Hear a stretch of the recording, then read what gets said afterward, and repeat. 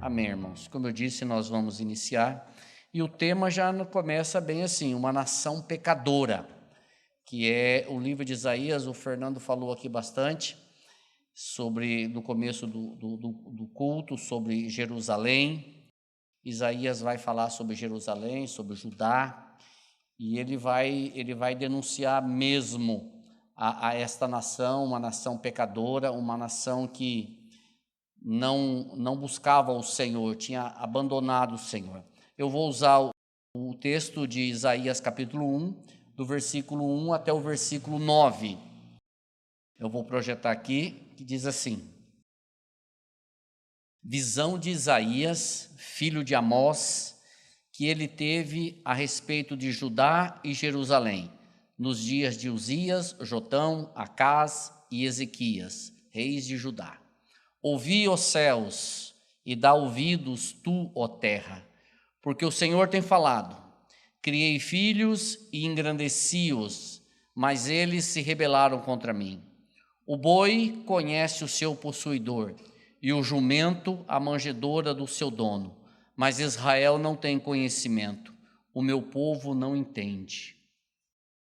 Ai, nação pecadora, povo carregado de iniquidade, descendência de malfeitores, filhos corruptos, deixaram ao Senhor, blasfemaram o Santo de Israel, voltaram para trás.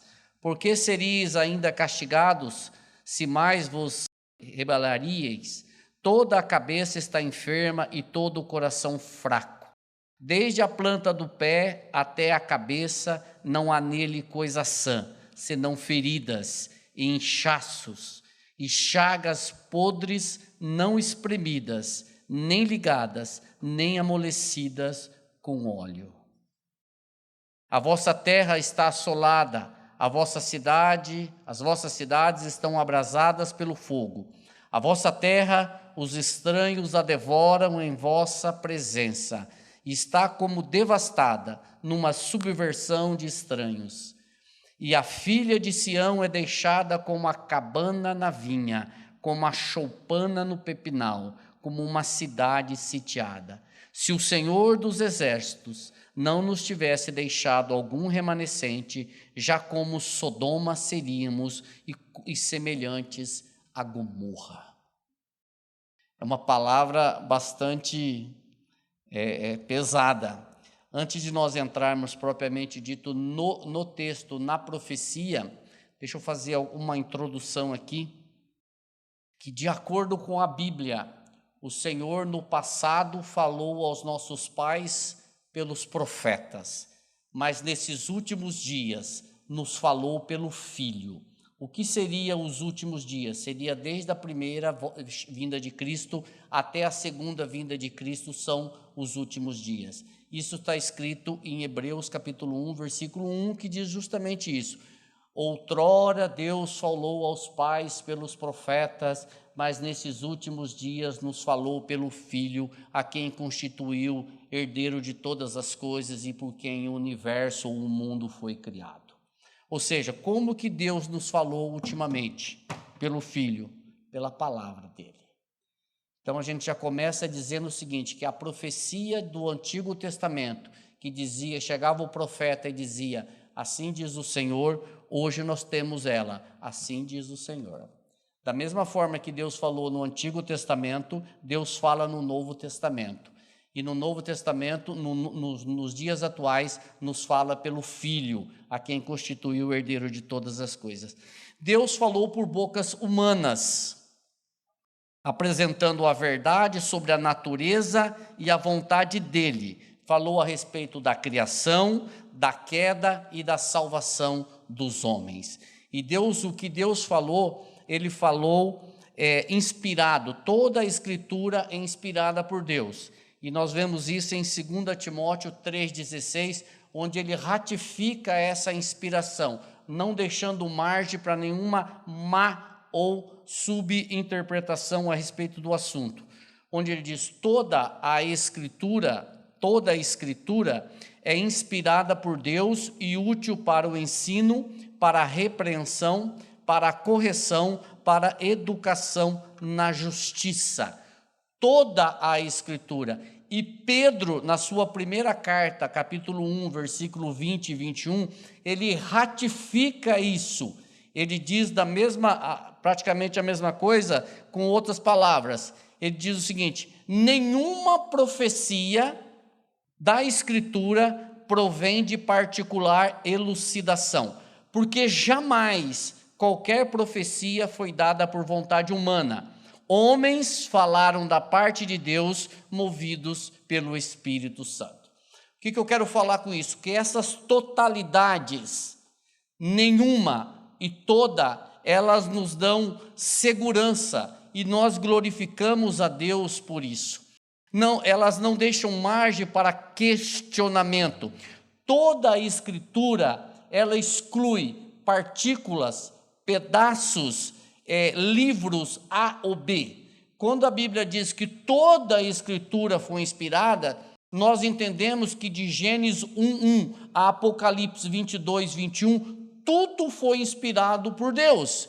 Não deixa margem para dizer: mas esse livro eu acho, mas aquele pedaço eu acho, mas aquele outro eu acho. Não, nós não achamos, nós cremos, porque a Escritura toda a Bíblia foi inspirada por Deus. E da mesma forma, quando a Bíblia diz que nenhuma profecia é de particular interpretação ou elucidação, nós também excluímos qualquer pensamento contrário, ou partícula, ou mas essa profecia eu não entendo, como eu também não entendo, mas isso não diz que ela é uma profecia que não seja da parte de Deus. Então, essas totalidades, elas nos dão muita segurança, e saber que toda a Escritura é divinamente inspirada, e nenhuma profecia, ela provém de vontade humana, que toda profecia provém do Senhor.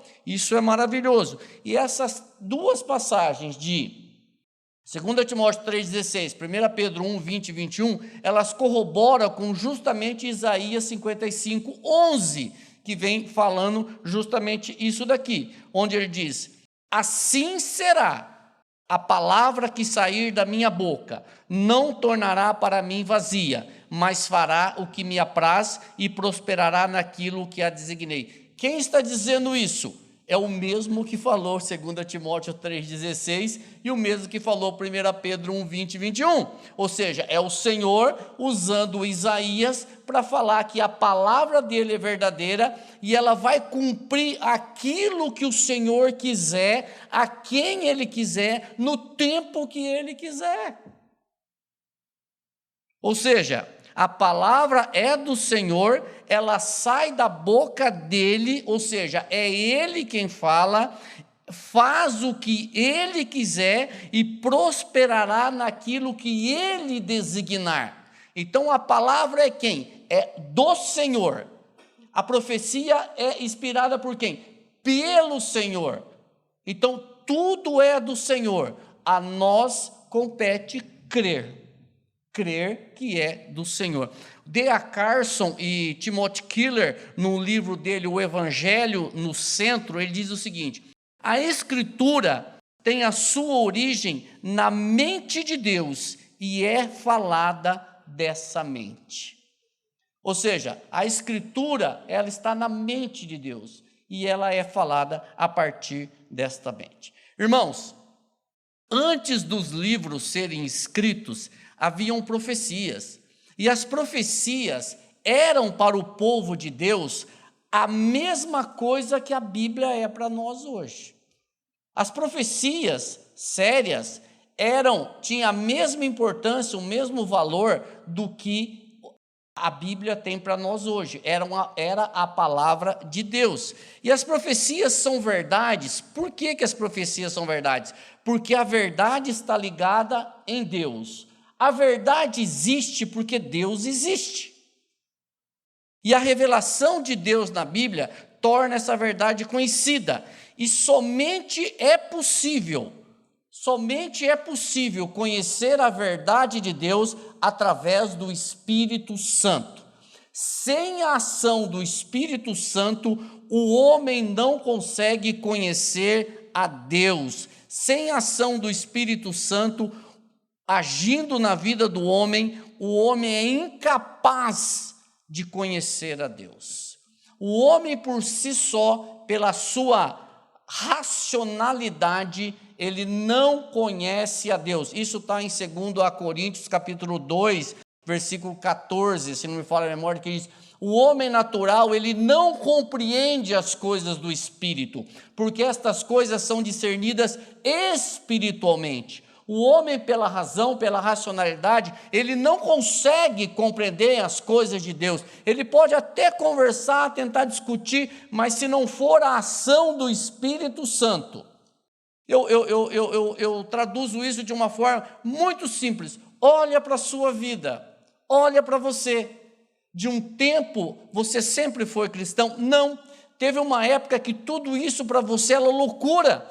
Tudo isso para você era estranho, tudo isso para você não fazia o menor sentido, mas de uma hora para outra, ou algumas pessoas foi num processo, começou a fazer sentido. Ué, mas espera um pouquinho, agora eu estou entendendo, agora esse negócio é legal, esse negócio está mexendo comigo. Quem que fez isso?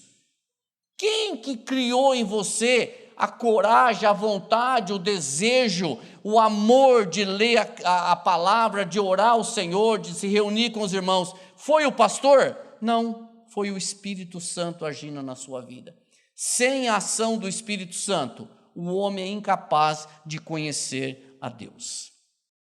Como eu disse para vocês no início, a gente tinha tanta coisa para falar de Isaías, dá vontade de falar tudo hoje, mas para não atropelar, nós vamos devagar. Então, deixa eu falar um pouquinho a respeito do profeta. Quem foi Isaías? Foi um dos maiores profetas do Novo Testamento.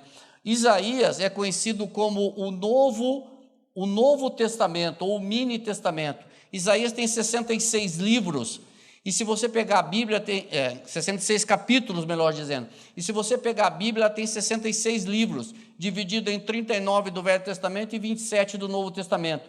E Isaías, coincidentemente, não existe coincidência, mas Isaías até o capítulo 39 fala da lei, a partir do 40 ele começa a falar do Senhor. É fantástico. Então, é o mini evangelho Isaías, e a gente vai estudar Isaías, nós vamos aprender muito. E é um profeta que ele tem... Quem eram os profetas? Os profetas tinham grande intimidade com Deus e grande interesse por Ele.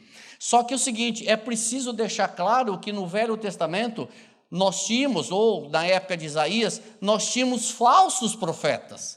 Não era todo mundo que profetizava, era verdadeiros profetas.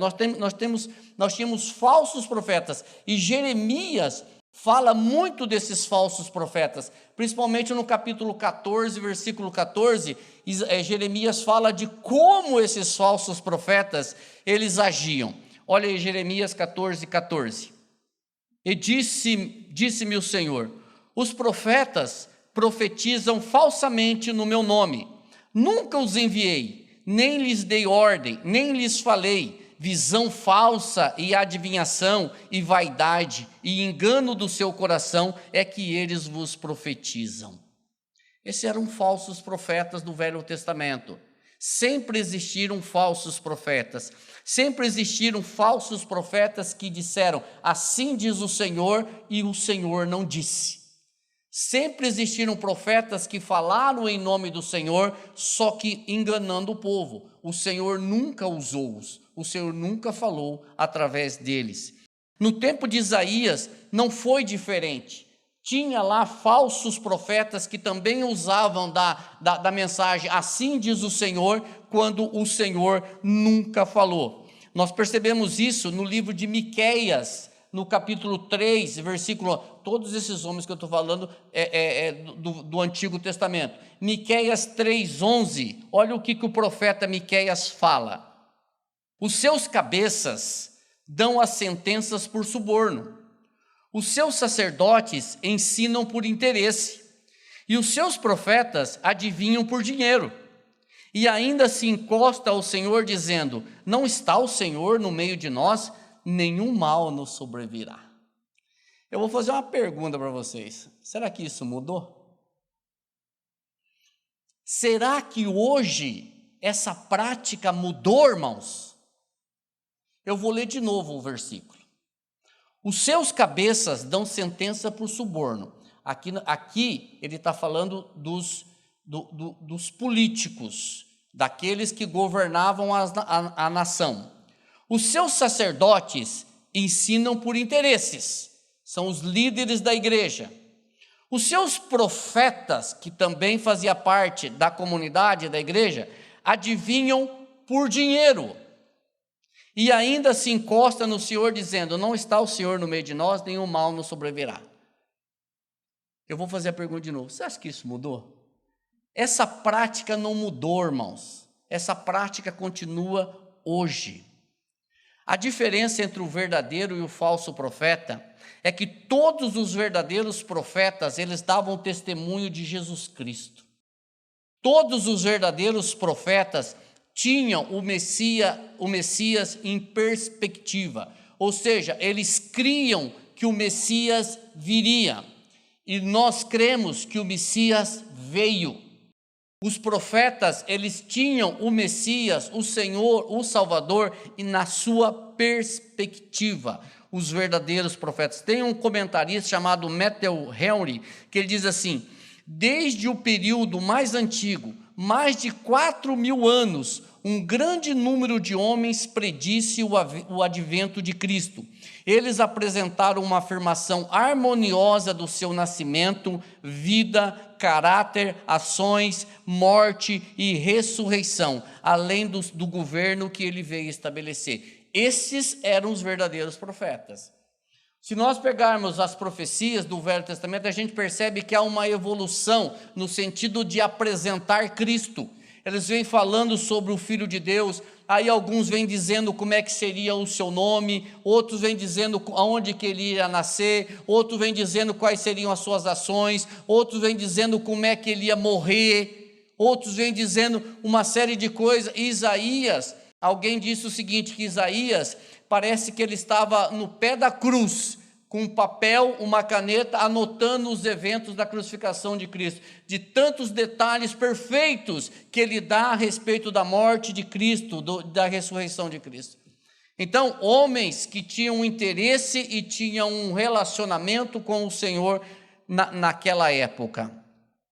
Na sua primeira carta, Pedro fala justamente sobre isso, sobre essas profecias que culminaram na obra de Cristo Jesus. 1 de Pedro 1,10, ele fala o seguinte: foi a respeito desta salvação que os profetas indagaram e inquiriram, os quais profetizaram a respeito da graça a vós outros destinada. Ou seja, todos os profetas do Velho Testamento profetizaram em cima disso, ou seja, de Cristo, falando do Filho de Deus, quando que ele viria, onde ele viria, como ele ia agir. É isso que Pedro está dizendo. Olha, a respeito desta salvação que os profetas falaram, e esta salvação é para vocês, esta graça é para vocês. Continuando um pouquinho sobre Isaías, o pai de Isaías possivelmente era irmão do rei Uzias, por isso que a profecia de Isaías é uma profecia mais caprichada, vou usar essa palavra, porque ele vivia no palácio, ele era sobrinho do rei Uzias, o nome do pai dele era Amós, mas não é Amós o profeta, é outro Amós. O pai dele é Amós com Z, o profeta é Amós com S, é outro profeta Amós, não é o pai de Isaías. E os profetas, eles não eram trombetas falantes. Os profetas eram homens sendo usados pelo Espírito Santo, fazendo uso de seus poderes naturais. Ou seja, Deus na história sempre respeitou os limites dos profetas. Nós temos profetas como Isaías, que viveu no palácio, nós temos profetas que foi boiadeiro, nós temos profetas com todas as suas limitações, e Deus usou a expertise, a característica, a sabedoria, a prática de cada profeta. Deus não violou a consciência, o coração, a racionalidade, a inteligência de nenhum deles. Deus usou cada um no seu tempo, profetizando em cima daquilo que ele sabia. Isso é maravilhoso. Você vem buscando a história, Deus usa Isaías de uma forma, Miqueias de outra forma, Amós de outra forma, Malaquias de outra forma, Ageu de outra forma, Jeremias, Ezequiel. Ele usa cada profeta na sua devida particularidade. E isso é maravilhoso, porque hoje ele faz da mesma forma. Hoje ele usa o sábio, hoje ele usa o ignorante, que está aqui falando com vocês. Ele usa pessoas, ele usa esta pessoa, ele usa aquela pessoa. Ele usa quem ele quiser, quando ele quiser, da forma que ele quiser. E isso é fantástico, porque o Senhor não está limitado.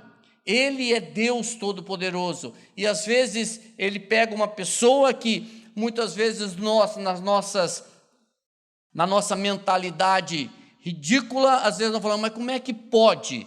Pode, porque com os discípulos já aconteceu isso. Quando alguém ouviu os discípulos falar, dizia, mas peraí, esses indoutos, esses ignorantes, como é que ele pode falar desse jeito? Aí alguém disse, eles estiveram com Jesus.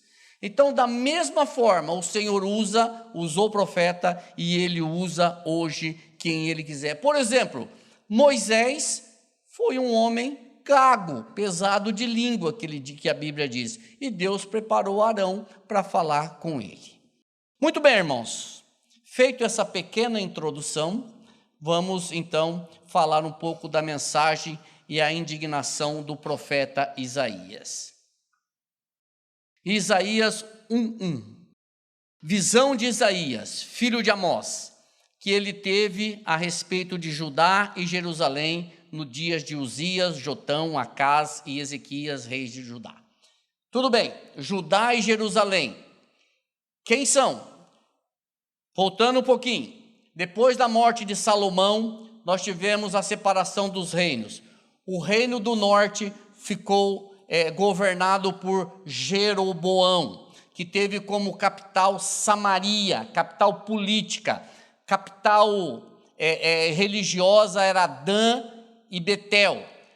O reino do sul ficou governado por Roboão, filho de Salomão. Então nós tínhamos dois reinos, reinos do norte, reinos do sul. Isaías vai profetizar para o reino do sul. O reino do sul, também conhecido como Judá, tinha como capital política e religiosa Jerusalém, porque a adoração, o templo estava em Jerusalém. Isaías vai falar muito pouco do reino do norte. Ele vai dirigir a sua profecia sempre para o reino do sul, sempre para Judá e Jerusalém. Estou fazendo isso para a gente entender como é que era a separação daquela época. Quando eu falar Judá e Jerusalém, eu estou falando, vamos trazer aqui, o estado de Judá com a capital Jerusalém, para a gente entender melhor. Então Isaías, ele vai falar para o reino do sul.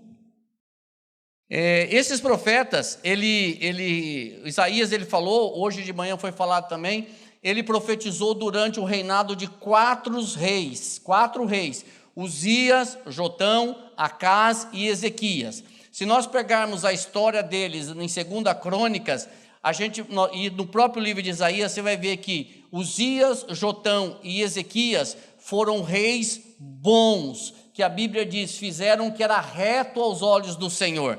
Só que se nós pegarmos o rei Acás, a Bíblia diz que ele foi um péssimo rei, foi um rei que fez tudo que era errado aos olhos do Senhor, a ponto dele criar poste-ídolos, a ponto dele acabar com a religião judaica, a ponto dele queimar os próprios filhos em holocaustos.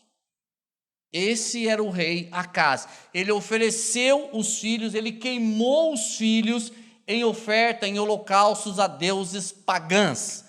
Este era o rei Acás. Os outros três foram bons reis. No período do rei Acás, a religião judaica ficou reduzida a tal ponto que a casa do Senhor foi fechada.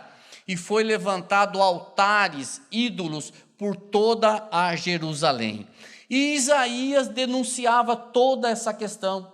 Isaías denunciava toda essa idolatria. Isaías denunciava todo esse afastamento de Deus. Irmãos queridos, a gente olha para esses escritos de Isaías há 4.000 anos, a gente diz, nossa, mas naquele tempo... Não é naquele tempo, é hoje, é a mesma coisa, é a mesma coisa. E ele denunciava toda essa situação. Alguns estudiosos dizem que Isaías profetizou por 60 anos. 60 anos denunciando a prostituição, 60 anos denunciando a corrupção moral, 60 anos chamando o povo para voltar, como o Fernando leu aqui agora há pouco, 60 anos dizendo, eu quero abrigar vocês debaixo das minhas asas, mas é uma ilustração, eu quero trazer vocês para perto de mim. Só que o povo não queria. Aí eu pergunto para vocês, e hoje o povo quer? O Senhor está fazendo o mesmo clamor, irmãos. Há mais de 4.000 anos depois, o Senhor está dizendo, eu estou aqui.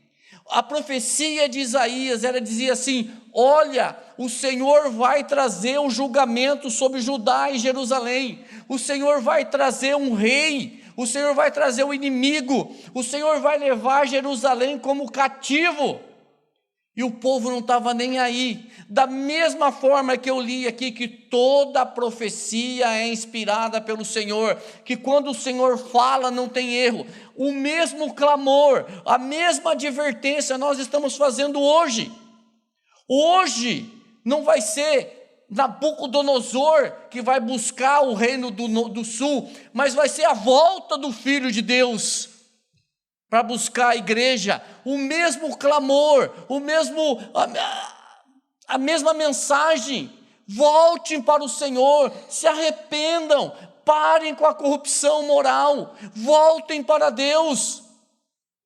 E parece que o povo não quer, da mesma forma, os ouvidos estão tapados. E aí ele fala no versículo 2, ouvi, ó céus, e dá ouvidos tu, ó terra, porque o Senhor tem falado, criei filhos e engrandeci-os, mas eles se rebelaram contra mim. Irmãos, quando o homem não ouve, você precisa chamar como testemunha os céus e a terra.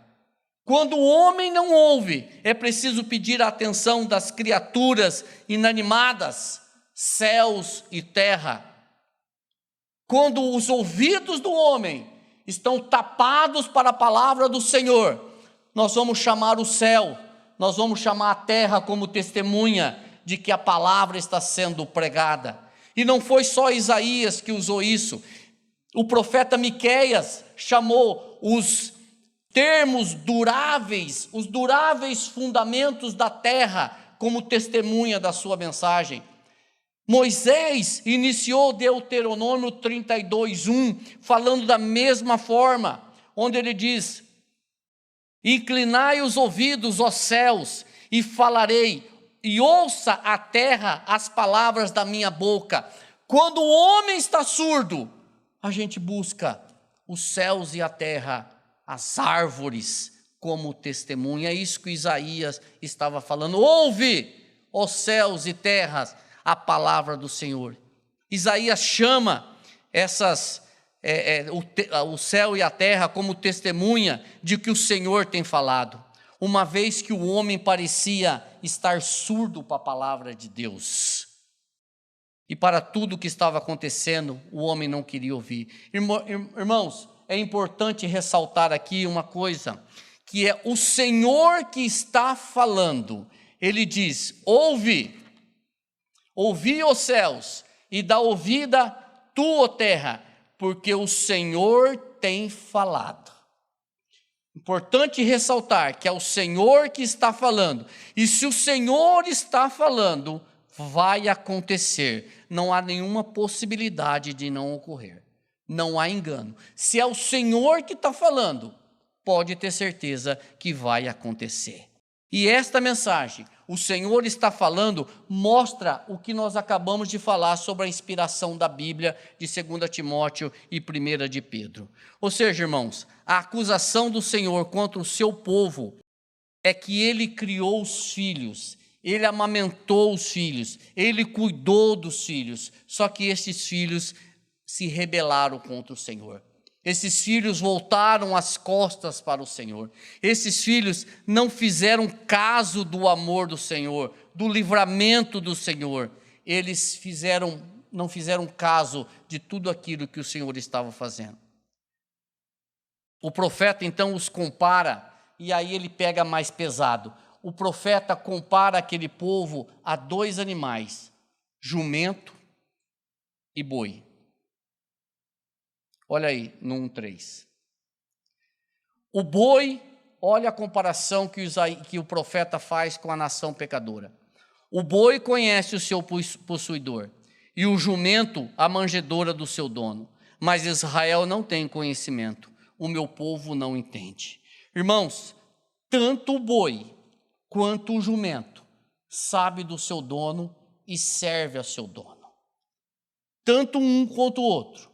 Só que o povo de Israel estava rebelde ao seu possuidor, ao seu dono.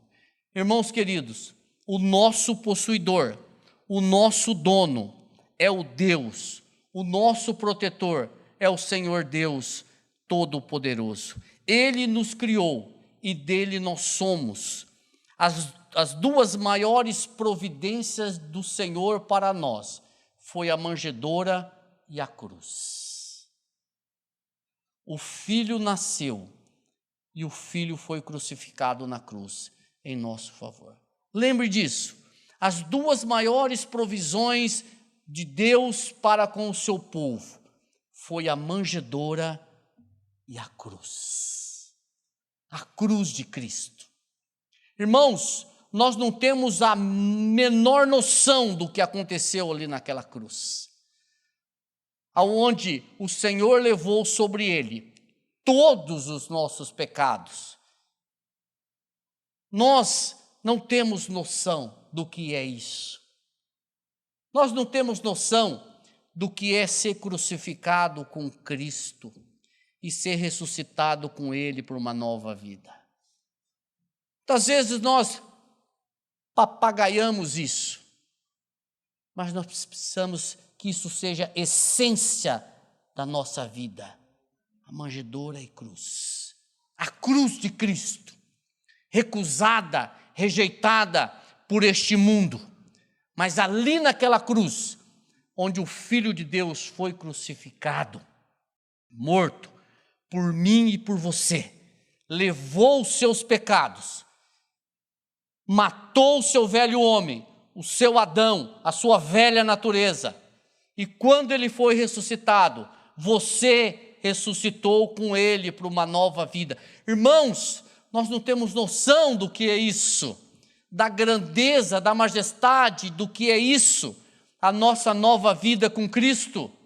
De hoje eu poder dizer: Pai, eu que estava longe dele, eu que não tinha relacionamento com ele, eu que era inimigo dele, hoje eu posso dizer: Paizinho querido, porque ele me reconciliou com ele em Cristo Jesus, porque eu estava caminhando a passos largos para o inferno, porque eu estava morto no meu delito e pecado, dos meus delitos e pecados, mas ele me deu vida e deu para você, se crer nele também.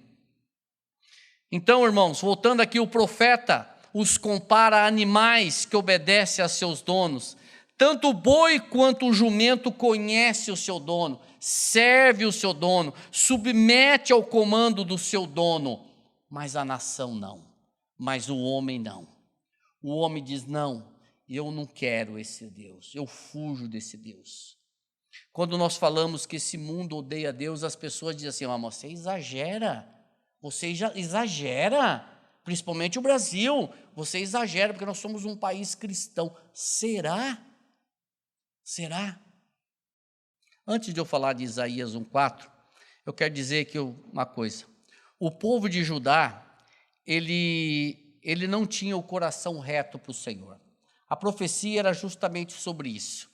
A corrupção moral já os havia distanciado do Deus que os havia tirado do Egito e sustentado com água, comida, proteção e uma terra para viver. O Senhor tinha feito tudo isso para aquele povo, e aquele povo não tinha um coração reto para o Senhor. Eu vou sempre, irmãos, durante esses 14 anos que eu vou falar de Isaías, eu vou sempre fazer essa comparação de lá com a gente. E eu vou sempre falar, vocês vão enjoar de ouvir eu falar isso nesses 14 anos. Não mudou nada. O mesmo Deus tem provido tanto para nós, a bênção sobre nós, sobre o seu povo. E muitas vezes nós somos iguaizinhos àquela nação. Aí o profeta pega pesado. Ah, nação pecadora!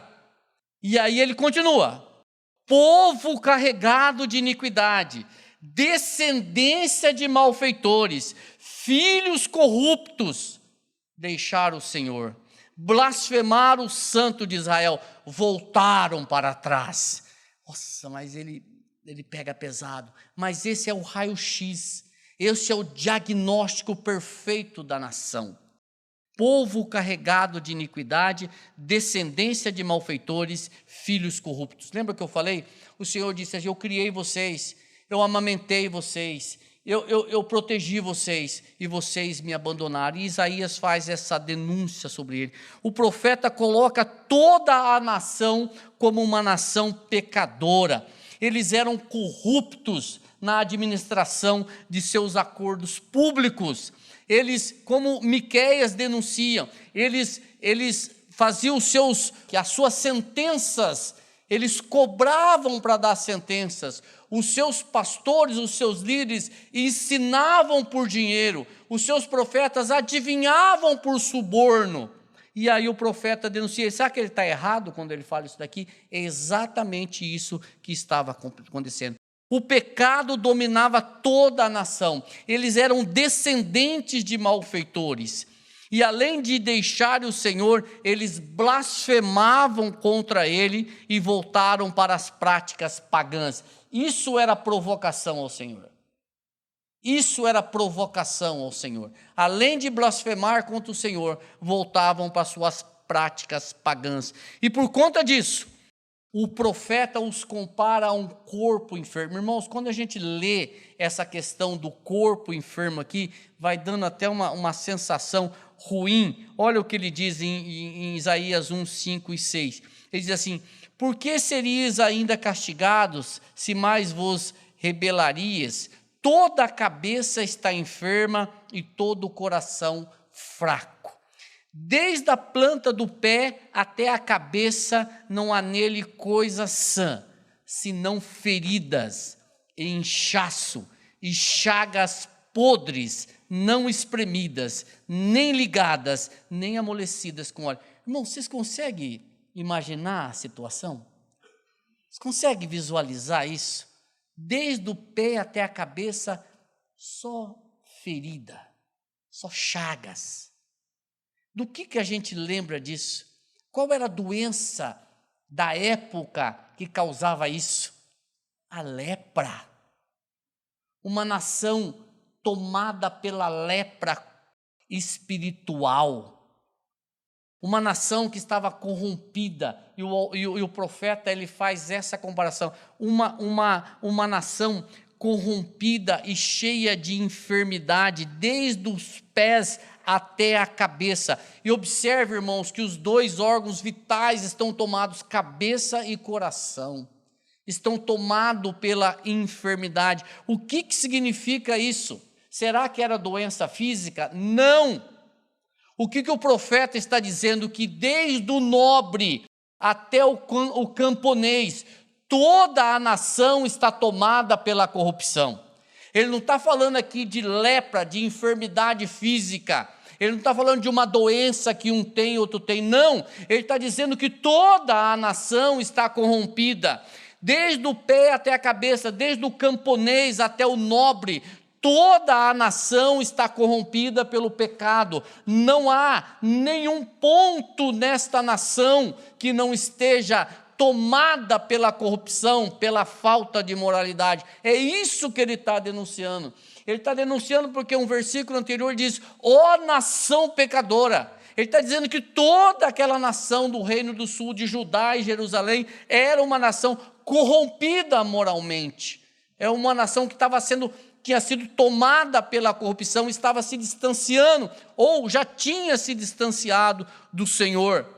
E para nós hoje, que aplicação que eu faço sobre isso? Irmãos, enquanto os pecados ficarem sem arrependimento, as feridas continuam abertas, sem tratamento, e os pecados sem perdão, vai corroendo. Isso é uma aplicação para nós. Irmãos queridos, se não houver confissão de pecado, se não houver arrependimento dos pecados, eles ficam abertos, ficam desta forma, chagas sem ser espremidas. O pecado vai corrompendo, vai tomando conta, vai destruindo o corpo, vai amolecendo, vai tirando as forças. E o rei Davi sabia muito bem disso. Davi tinha consciência disso, quando ele escreve no Salmo 32, versículo 3 e 4, ele fala desse peso do pecado sobre a vida dele, enquanto ele não confessou o pecado diante do Senhor. Olha o que ele diz em Salmos 32, 3 e 4. Enquanto calei os meus pecados, envelheceram os meus ossos pelos meus constantes gemidos todo dia, porque a tua mão pesava dia e noite sobre mim, e o meu vigor se tornou em sequidão de estio. É isso, irmãos, esta é uma aplicação que eu quero fazer para nós. Não adianta ficar querendo guardar pecado de estimação. O pecado nosso, ele precisa ser confessado diante do Senhor, porque se não for, vira ferida sem óleo, fica aberto, e o pecado confessado é pecado perdoado. É isso que o profeta estava dizendo. Essa nação está corrompida, essa nação ela está do pé até a cabeça, essa nação ela está totalmente tomada pelo pecado, pela corrupção. É a consequência do pecado escondidos, a consequência do pecado não confessado, ela é terrível. Eu vou terminando para Isaías 1, 7, 8, onde diz assim: a vossa terra será assolada, as vossas cidades estão abrasadas pelo fogo, a vossa terra, os estranhos a devoram em vossa presença, está como devastada numa subversão de estranhos. E a filha de Sião é deixada como a cabana na vinha, como a choupana no pepinal, como uma cidade sitiada. Isso aqui é interessante, porque ele está falando justamente do rei Senaqueribe, que já tinha destruído o reino do norte, estava querendo destruir o reino do sul, levar cativo. Só que nós vamos ver um pouco mais para frente que ele não consegue fazer isso, justamente porque o rei Ezequias se arrepende e o Senhor não permite que ele invada o reino do sul. Havia inimigos e a terra deles estava sendo assolada. O proveito da terra, que deveriam ser deles, eles usufruírem da terra, esse proveito estava sendo dos seus inimigos. Os inimigos tinham invadido a terra, estavam usufruindo dos bens, do que a terra podia produzir para eles. E não tinham mais prazer em aproveitar dos benefícios da terra, pois os inimigos já estavam tomando conta de tudo aquilo que o Senhor tinha dado para eles.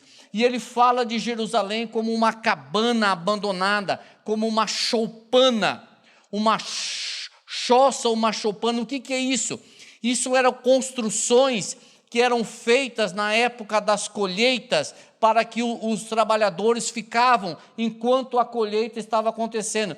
Quando acabavam as colheitas, os trabalhadores iam embora, e aquela choupana, aquela choça, aquelas cabanas, exatamente, elas ficavam abandonadas. Elas não tinham proveito, elas não eram utilizadas até a nova colheita. E o profeta chama Jerusalém justamente disso.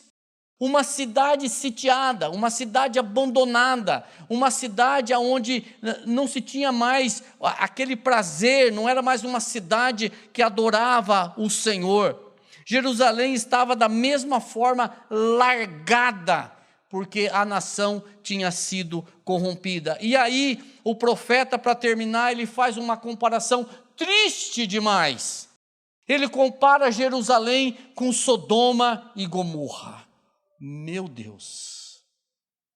Se o Senhor dos Exércitos não nos tivesse deixado algum remanescente, já como Sodoma seríamos e semelhante a Gomorra.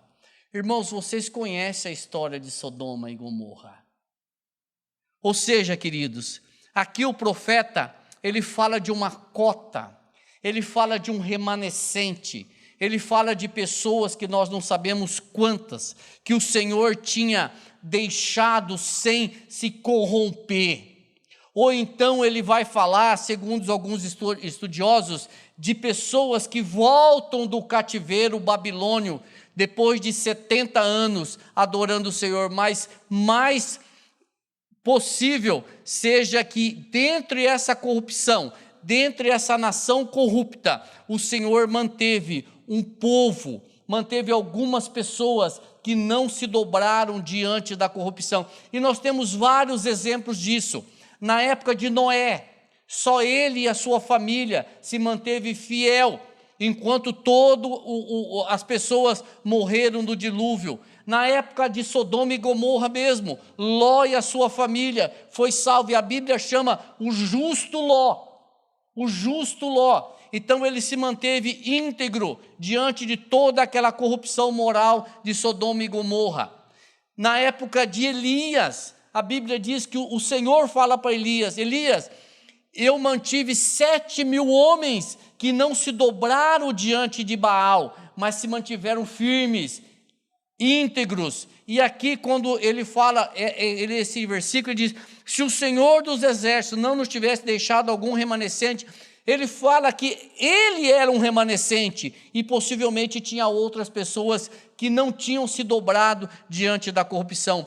Irmãos, eu vou falar no próximo estudo, mas eu vou adiantar: a destruição de Sodoma e Gomorra. A maioria de nós acha o seguinte: foi pela corrupção sexual. Não foi. Corrupção sexual foi consequência. A destruição de Sodoma e Gomorra foi pela soberba, foi pela corrupção moral dessa cidade. Sodoma, Gomorra, Zebuim e Adimá são as cidades que foram destruídas. Havia uma corrupção moral imensa nessa cidade. O profeta Ezequiel fala sobre isso, diz: você é soberba, você não ajudava os oprimidos, você abandonou os oprimidos, por isso que Deus destruiu vocês. E o profeta Ezequiel chama Jerusalém e Judá da mesma forma, dizendo: Judá e Jerusalém, vocês serão levados cativos, porque vocês abandonaram o Senhor, porque vocês deixaram de ajudar os oprimidos, porque vocês abandonaram o pobre, porque vocês não fizeram justiça. Muito pelo contrário, vocês estão tirando daqueles que não têm. Olha o que diz Jeremias 23:14 a respeito de Jerusalém. Mas nos profetas de Jerusalém vejo coisa horrenda. Cometem adultério, andam com falsidade e fortalecem as mãos dos malfeitores, para que não se convertam cada um da sua maldade. Todos se tornaram para mim como Sodoma, e os moradores de Jerusalém como Gomorra. Olha a comparação que Jeremias faz, Ezequiel faz, Isaías faz de Judá com Sodoma e Gomorra. Irmãos, eu quero que vocês lembrem aqui comigo, quando Abraão estava negociando, entre aspas, com Jesus Cristo, que quando Abraão recebeu aqueles 3 anjos, 2 se dirigiram para Sodoma e Gomorra, mas um ficou com ele, e os estudiosos dizem que era Jesus Cristo, e ele começa a dizer o seguinte: Senhor, se houver 50 justos em Sodoma e Gomorra, o Senhor vai destruir? Se tiver 50, eu não destruirei. Senhor, se tiver 45, o Senhor vai destruir? Se tiver 45, eu não destruirei. Senhor, se tiver 40, o Senhor vai destruir? Não, se tiver 40, eu não destruirei. Ou seja, Abraão começou com 50 e terminou com 10. Terminou com 10. Aí eu acho que ele ficou com vergonha e falou: não vou falar mais não, porque eu comecei com 50 e cheguei a 10 e não tinha 10. Judá e Jerusalém estava do mesmo jeito. Irmãos, posso ser pesado com vocês e comigo? Se Abraão estivesse conversando com Jesus sobre a destruição da nossa cidade. Senhor, o Senhor vai destruir Londrina se tiver 50 justos? Mas o Senhor se mantém sempre preservado, diante dele um remanescente. E eu vou pegar pesado conosco novamente. Será que nós somos um remanescente fiel do Senhor? Será que hoje eu posso dizer: Senhor, eu sou um remanescente. Senhor, me mantenha aqui firme, Senhor. Eu sou um remanescente do Senhor porque o Senhor me fez um remanescente. Aquele que é fiel, aquele que não se corrompe diante das ofertas do mundo, aquele que diz não aos prazeres do mundo, aquele que não importa o que aconteça, ele vai ficar firme diante do Senhor. Irmãos, eu vou adiantar aqui Isaías, como o Fernando leu aqui no começo de Hebreus 11, uns foram cerrados pelo meio. Isaías possivelmente foi aquele que foi cerrado pelo meio, no reinado de Manassés. Será que hoje, se alguém trouxer um serrote aqui para nós, ou um trançador, quem é mais antigo sabe que é um trançador, pega de um lado, um do outro, né, irmão? Um puxa de um lado, um puxa do outro. E dizer o seguinte: se você falar que você é crente aqui, ó, você vai passar pelo trançador. Irmãos, nós vivemos num período difícil, onde a cada dia que passa, será exigido mais daqueles que são verdadeiramente crentes. O remanescente do Senhor, que serão os pregadores da sua palavra. O remanescente é literalmente muito pequeno, em comparação com o vasto número de revoltados e destruídos.